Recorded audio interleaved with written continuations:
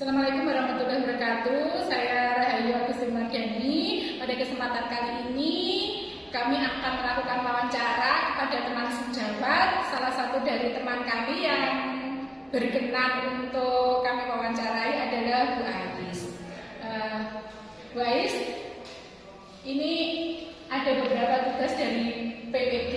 Nah, satu-satunya adalah mencari penyebab masalah yang ada di madrasah kita. Nah, ini ada beberapa poin masalah yang telah kami identifikasi, yaitu motivasi, assessment, literasi, dan membangun relasi siswa dan guru. Nah, langsung saja untuk poin pertama, kira-kira apa yang menjadi penyebab rendahnya atau kurangnya motivasi siswa dalam pembelajaran? Jadi kurangnya semangat dalam pembelajaran. Kira-kira apa nih?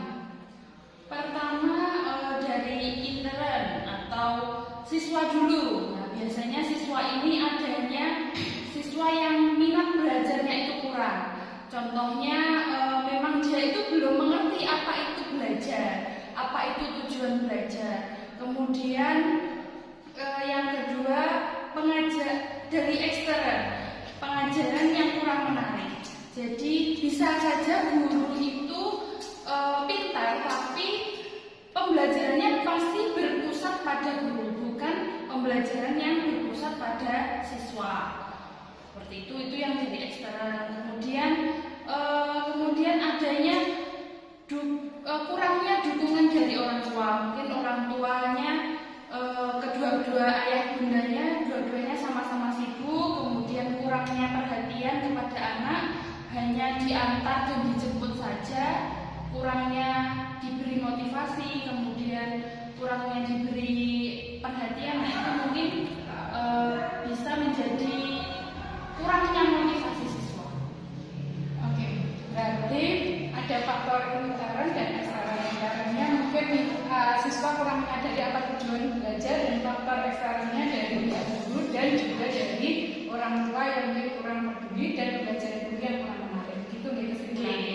Nah, untuk yang kedua, bagaimana penyebab, apakah yang menjadi penyebab hasil belajar siswa yang kurang maksimal? Jadi mungkin ada beberapa kasus dari siswa kita yang mungkin di bawah KKM seperti itu. Nah, kira-kira penyebabnya apa ya?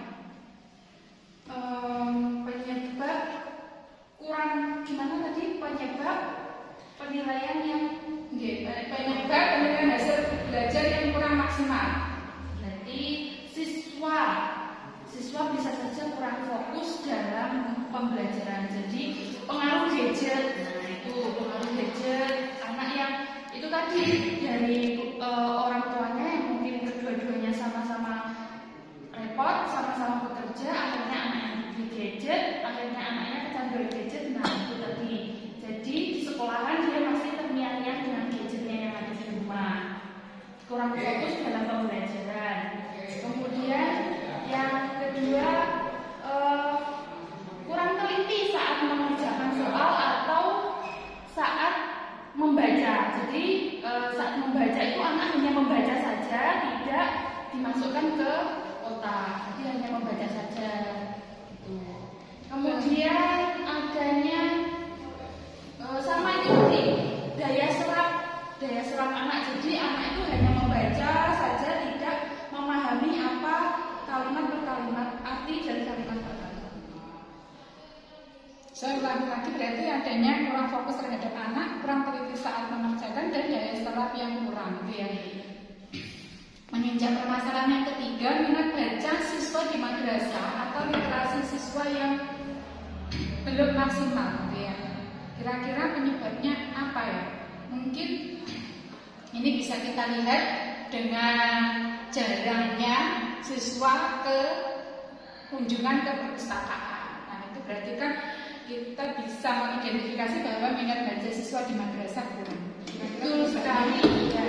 Betul bahwa siswa-siswi yang ada di madrasah kita banyak yang malah belum tahu mana tempatnya perpustakaan itu mana. Jadi rasa keingintahuan anak itu terhadap buku itu masih kurang. Kemudian yang kedua, nah ini tidak dibiasakan atau dimunculkan hobi membaca sejak kecil. Nah, biasanya sejak kecil itu anak-anak sudah distimulasi untuk membaca buku, jadi diberikan buku yang bergambar, menarik, gitu. Agar nanti tambah usia, tambah besar, anak-anak sudah mendarah daging dengan buku. Berikutnya, hubungan siswa dengan guru. Jadi ini ada kaitannya dengan membangun relasi antara siswa dan guru. Mungkin selama ini hubungannya masih sekedar hubungan formal, kurang menjadi hubungan yang lebih akrab begitu ya. Jadi mungkin kesan canggung, kesan mungkin takut terhadap guru itu masih ada ya. Kira-kira menjadi penyebabnya apa?